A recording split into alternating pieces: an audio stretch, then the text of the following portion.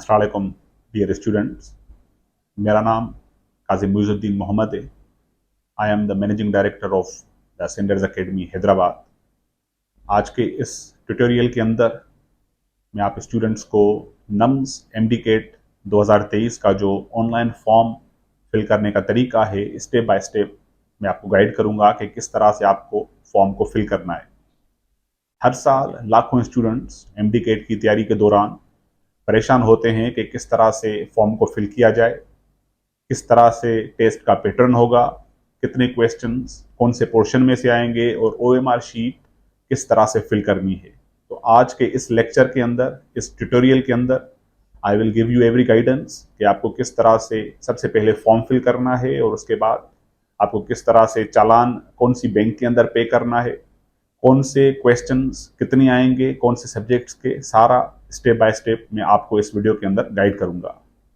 ये जब आप वीडियो देखें तो कोशिश कीजिएगा कि अपने जो फ्रेंड्स हैं आपके, उनके साथ भी आप शेयर कीजिएगा ताकि उनकी भी रहनुमाई हो सके, और साथ ही अपने जो आपके रिलेटिव्स हैं या आपके कलीग्स हैं उनके साथ भी आप शेयर कीजिएगा ताकि उनको भी इस वीडियो से फ़ायदा हासिल हो सके। आइए मैं आपको बताता हूँ किस तरह से इसको हम आगे बढ़ाएंगे। बेटा, नम्स जिसका फुल फॉर्म है national university of medical sciences, ये एक एडमिटिंग यूनिवर्सिटी है और इनका काम क्या है, एंट्री टेस्ट कंडक्ट करना for all MBBS and BDS programs जो के होते हैं सारे affiliated military, medical and dental colleges के अंदर। अभी ये कॉलेजेस पब्लिक सेक्टर भी हो सकते हैं और प्राइवेट सेक्टर भी हो सकते हैं। पब्लिक सेक्टर के अंदर दो कॉलेजेस आते हैं बेटा, एक एमबीबीएस के लिए और दूसरा बीडीएस के लिए। एमबीबीएस के लिए जो कॉलेज आता है उसका नाम है आर्मी मेडिकल कॉलेज, और जो बीडीएस के लिए आता है उसका नाम है dental section army medical college. याद रखिएगा कि ये दोनों कॉलेजेस रावलपिंडी के अंदर है। उसके बाद प्राइवेट सेक्टर मेडिकल कॉलेजेस अगर हम देखें तो ये सारे कॉलेजेस जितने हैं ये एमबीबीएस प्रोग्राम्स के लिए हैं और ये जो हैं वो बीडीएस प्रोग्राम्स के लिए हैं। उनके अंदर अगर आप देखें तो बहरिया कराची के अंदर ये एक इंस्टीट्यूट है, CMH institute of medical sciences Bahawalpur के अंदर है, खारियां कैंट में है, लाहौर कैंट में है, मुल्तान कैंट में है, इस्लामाबाद में है, कराची में है, इस्लामाबाद में है, Taxila cantt, Malir cantt, Quetta cantt और वाहा कैंट। ये जितने प्राइवेट सेक्टर कॉलेजेस हैं बेटा, ये सारे जो हैं वो एमबीबीएस प्रोग्राम्स के लिए हैं। और यहाँ पे अगर हम आ जाएं बीडीएस प्रोग्राम्स के लिए तो ये प्राइवेट सेक्टर के एक इनमें से है, बहरिया यूनिवर्सिटी है कराची के अंदर, मुल्तान में है, लाहौर कैंट में है, इस्लामाबाद में है और टेक्सिला के अंदर है। ठीक है, अभी चलते हैं कि इंपॉर्टेंट डेट्स जो आपको याद रखनी है, वेरी इंपॉर्टेंट। याद रखिएगा कि इस साल जो एमडीकेट नम्स का एंट्री टेस्ट होगा बेटा वो 3 सितंबर 2023 जो कि दिन बनता है इतवार का। ये डेट आप अपने नोटबुक में सेव कर लें, बहुत इंपॉर्टेंट डेट्स हैं। अभी अगर हम इनकी रजिस्ट्रेशन देखें तो मंडे 3 जुलाई 2023 से रजिस्ट्रेशन जो है वो स्टार्ट हो जाएंगी। ऑनलाइन रजिस्ट्रेशन का जो आखिरी दिन है ना बेटा वो 24 जुलाई है, इसको याद रखिएगा, ऐसे नहीं कि आप इसको भूल जाएं। 24 जुलाई जो है शाम 4 बजे तक आप फॉर्म को फिल कर सकते हैं, उसके बाद आप फॉर्म को फिल नहीं कर सकते। मगर एक शर्त है, अगर आप लेट फी के साथ फॉर्म फिल करना चाहते हैं तो उसके बाद भी आपको थोड़े दिन का गैप है, यानी 4 अगस्त 2023 शाम को 4 बजे तक आप लेट पेमेंट के साथ जो है वो फॉर्म को फिल कर सकते हैं। संडे 3 सितंबर 2023 सुबह 10 बजे जो है वो आपका टेस्ट शुरू हो जाएगा। पाकिस्तानी जो सेंटर्स हैं बेटा, यानी यहाँ पे पाकिस्तान के अंदर जितने भी सेंटर्स हैं उनके लिए रजिस्ट्रेशन फीस का जो अमाउंट है वो है 4200। अगर आप लेट पेमेंट के साथ जमा करवाते हैं तो फिर ये बढ़कर ये हो जाएगा 5000 रुपए। याद रखिएगा कि ये फीस जो है वो नॉन रिफंडेबल और नॉन ट्रांसफरेबल है। जो इंटरनेशनल एग्जाम सेंटर्स हैं, मिसाल के तौर पे जो दुबई में हमारे बच्चे हैं, जो अमेरिका, इंग्लैंड के अंदर हैं, उनके लिए जो फीस है वो है यूएसडी यानी यूनाइटेड स्टेट्स डॉलर। $100 की जो है उनकी फीस बनेगी। अगर वो लेट पेमेंट के साथ जमा करवाएंगे तो वो $20 उसमें इजाफा होगा और लेट पेमेंट के साथ जो फीस बनेगी वो होगी $120। याद रखिएगा कि हर जगह पे जो टेस्ट है 10 बजे स्टार्ट हो जाएगा। इसके बाद बेटा जो टेस्ट के अंदर एग्जामिनेशन सेंटर पाकिस्तान में और बाहर कौन कौन से होंगे, अगर हम देखें इस्लामाबाद, तो यहाँ पे इस्लामाबाद का एक सेंटर है। पंजाब के अंदर ये सारे सेंटर्स मौजूद हैं। सिंध के जो स्टूडेंट्स हैं उनके लिए सिर्फ 3 सेंटर्स हैं, हैदराबाद, कराची और पनवाकिल। पनवाकिल एक कैंट है, वहां पे सखर के करीब है, ये वहां पे है बेटा। उसके बाद केपीके के अंदर ये 3 हैं, एबटाबाद, डीआईके और पेशावर। आजाद जम्मू एंड कश्मीर के अंदर एक सेंटर है मुजफ्फराबाद। बलूचिस्तान के अंदर जो है वो एक सेंटर है बेटा क्वेटा। और जो बाहर रहते हैं यानी जो इंटरनेशनल स्टूडेंट्स हैं जो कि एमडी कैट देना चाहते हैं, उनके लिए एक सेंटर बनेगा दुबई के अंदर यानी यूएई के अंदर, एक जो है वो अमेरिका में बनेगा कोई भी किसी स्टेट के अंदर, और एक जो है वो किंगडम ऑफ सऊदी अरबिया यानी सऊदी अरब के अंदर बनेगा। ठीक है, अभी आते हैं कि एमडी कैट का पैटर्न कौन से सब्जेक्ट्स को इंक्लूड करता है और कितना वेटेज जो है हर किसी सब्जेक्ट को दिया गया है। अगर हम देखें तो टोटल इस एमडी कैट का जो टेस्ट होगा उसके 2 पार्ट्स हैं बेटा। एक है पार्ट ए और दूसरा है पार्ट बी। पार्ट ए का जो वेटेज है वो है 95%। इसका मतलब क्या होगा कि टोटल आपको 150 नंबर ऑफ क्वेश्चंस दिए जाएंगे और जिनको आपने 150 मिनट के अंदर पूरा करना है। अभी वेटेज क्या होगा कि बायोलॉजी के 35 नंबर ऑफ क्वेश्चंस आएंगे, केमिस्ट्री के 25% क्वेश्चंस आएंगे, फिजिक्स के 25 आएंगे और इंग्लिश के 10% आएंगे। इन सबको मिलाकर जो वेटेज बनेगा वो 95% होगा बेटा। उसके बाद पार्ट बी है जिसको हम बोलते हैं साइकोलॉजिकल टेस्ट। अभी इसका वेटेज जो पूरी एंट्री टेस्ट में है वो सिर्फ 5% इसका वेटेज है। अभी इस 5% में आपको क्या दिए जाएंगे, आपको 100 सवाल दिए जाएंगे जो कि आपको 30 मिनट के अंदर इनको हल करना है। याद रखिएगा कि नेगेटिव मार्किंग कोई भी नहीं है टेस्ट में, और आंसर कॉपी किस तरह से फिल करनी है वो हम नेक्स्ट वीडियो के अंदर आपको गाइड करेंगे। इंशाल्लाह वो भी आपकी मसला जो है वो हल हो जाएगा। सिलेबस जो है एमडी कैट का वो ये वेबसाइट है namspak.edu.pk, यहाँ पे सिलेबस अवेलेबल है और इसी वेबसाइट पे जाकर आप ऑनलाइन जो है वो फॉर्म को फिल कर सकते हैं। अभी उन बच्चों के लिए जो कि परेशान हो रहे हैं कि सर 35 का मतलब कितने क्वेश्चंस होंगे, 25 का मतलब कितने और 10 का मतलब कितने, तो यहाँ पे देखिएगा अगर आपके पास टोटल 150 नंबर ऑफ क्वेश्चंस हैं बेटा, तो बायोलॉजी अगर 35% वेटेज करता है तो इसका मतलब है 53 नंबर ऑफ क्वेश्चंस जो है वो बायो के होंगे।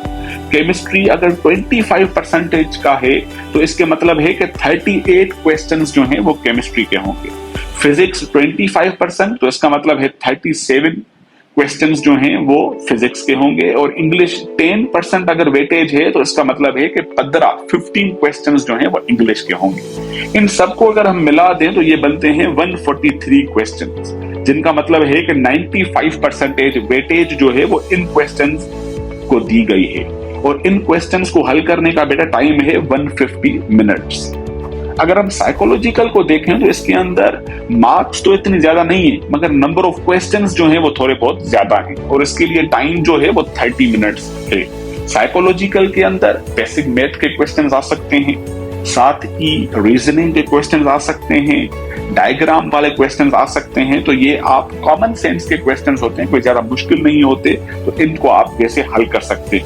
अगर आप बेसिक मैथमेटिक्स में वीक हैं तो हमारे प्रोफेसर हैं, प्रोफेसर आगा इख्तियार, उनका यूट्यूब का चैनल है, उसको आप लाजमी सब्सक्राइब भी करें और वहां पे बेसिक मैथमेटिक्स की बहुत सारी वीडियोस मौजूद हैं, तो उनको भी आप सुनकर, उनको भी आप समझकर इजीली से जो साइकोलॉजिकल पोर्शन है उसके 100 क्वेश्चंस को आप इजीली टैकल कर सकेंगे।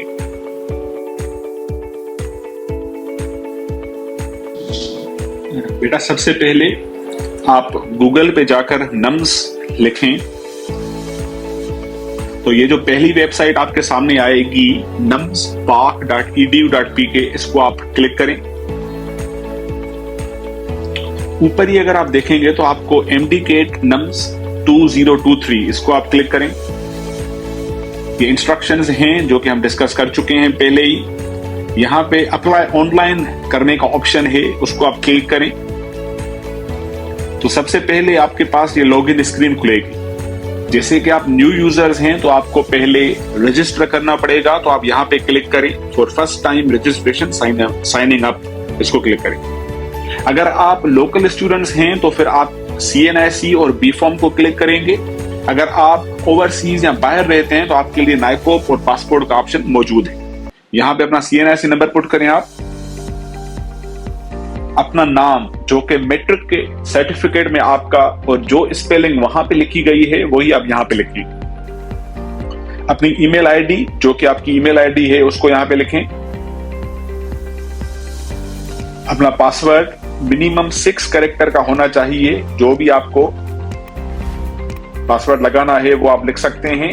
नीचे फिर कंफर्म पासवर्ड जो आपने ऊपर लिखा है वही आप नीचे सेम पासवर्ड आप लिखेंगे।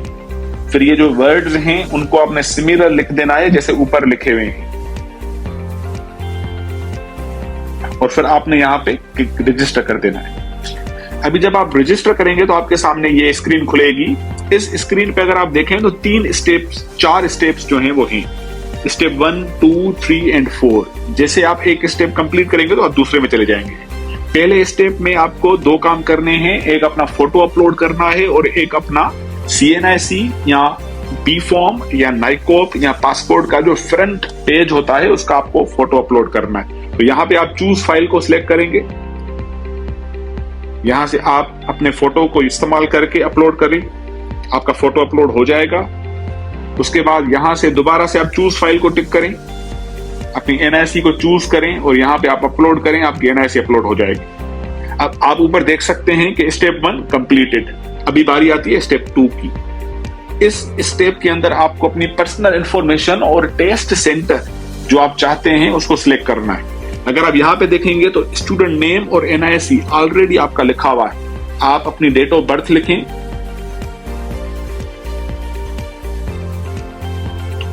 उसके बाद आपका जेंडर, आपका पेरेंट या गार्जियन नेम जो भी है वो लिख लें। गार्जियन का NIC नंबर जो है उसको आप लिख लें। उसके बाद जो आपका मोबाइल नंबर है उसको आप लिख लें। जिस सूबे में आप रहते हैं उसको आप सिलेक्ट करें। जिस शहर का डोमिसाइल है आपको उसको आप टिक करें यहां पे। जिस शहर में आप अभी रह रहे हैं उसका नाम यहां पे लिख लें आप। उसके बाद नेशनलिटी टाइप, अगर आप लोकल यानी पाकिस्तानी हैं तो आप पाकिस्तानी को टिक करेंगे। अगर आप फॉरेनर हैं या ओवरसीज या ड्यूअल नेशनल हैं तो वो ऑप्शंस आपके लिए मौजूद हैं। उसके बाद FSC, A लेवल या इंटरमीडिएट जहां से आपने किया है उस इंस्टीट्यूट का आपको नाम लिखना है।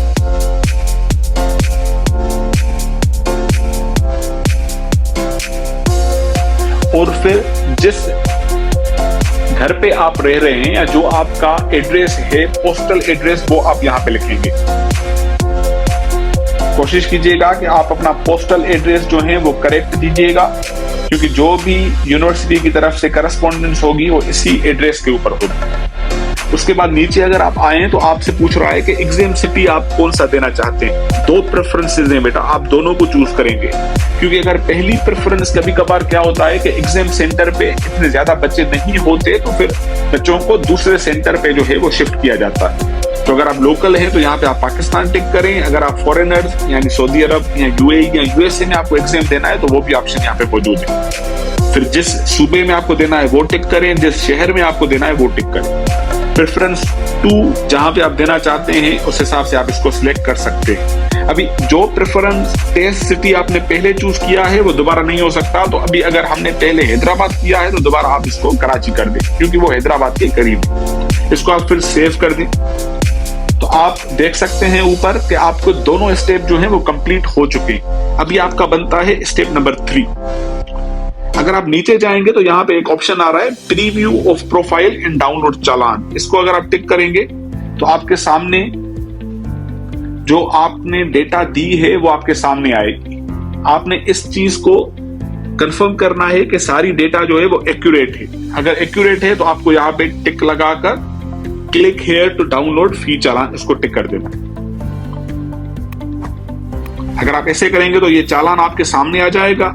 इस चालान की प्रिंट निकालकर किसी भी HPL हबीब बैंक लिमिटेड की ब्रांच के अंदर जाकर आप इसको पे कर सकते हैं। याद रखिएगा कि ये चालान सिर्फ और सिर्फ HBL ब्रांच पे जाकर पे होगा और किसी ब्रांच के अंदर या और किसी बैंक में ये चालान पे नहीं हो सकता।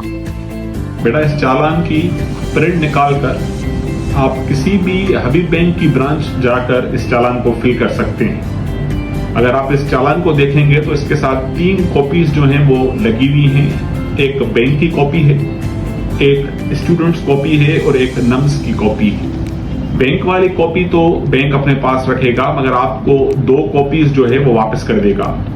जब आपको 2 कॉपीज वापस कर देगा तो पेड चालान की उन्हीं कॉपीज की आप फोटो निकालकर दोबारा वेबसाइट पे जाकर उनको अपलोड करेंगे।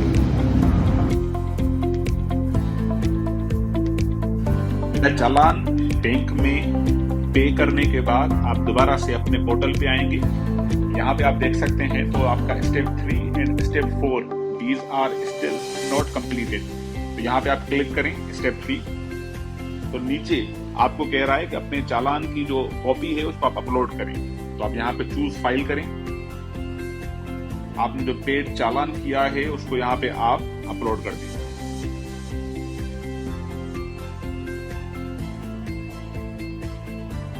जब आप अपलोड करेंगे तो ये यहाँ पे सक्सेसफुली अपलोड हो जाएगा। लास्ट में जो आपका स्टेप 4 है बेटा, इसको आपने लाजमी क्लिक करना है, क्योंकि अगर आप 4 स्टेप पे क्लिक नहीं करेंगे तो आपकी एप्लीकेशन जो है वो सबमिट नहीं होगी। तो यहाँ पे आपने फाइनल सबमिट एप्लीकेशन को क्लिक कर देना है। जब फाइनली सबमिटेड एप्लीकेशन को आप क्लिक करेंगे तो नीचे आप देख सकते हैं यहाँ पे आ रहा है कि your application has been successfully submitted and subject to verification of your particular. तो इसका मतलब है कि आपने अपना फॉर्म जो है वो सही से फिल कर दिया है।